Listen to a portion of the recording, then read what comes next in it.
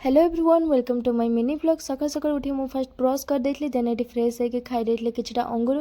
तापर मु बाहर जाइथली मो क्लास पई आउ क्लास रो बाहर के आसला को हेतला दिन 11टा आउ बहुत जोर से खरा उठला मते किछ ठंडा पिया पई छटला तो मु एठोडे ठंडा पी देथली देन एटी लंच कर देथली लंच करके मु एटी सोई पड़ली सोई को उठी देखली नानी एठी क्षीर रु सर काढी के रखुची आउ जोटा कि मामा घरे बनेबो घी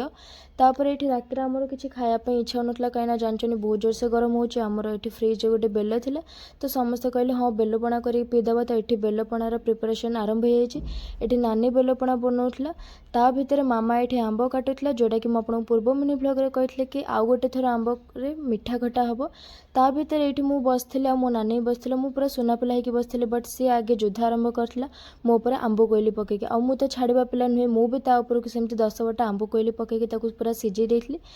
एत कुस्ती लड़ी सारापर ये मुझे ठंडा ठंडा बेलपणा पी देती तो रोचे आज एत देखा आउ गोटे mini blog thank you for watching.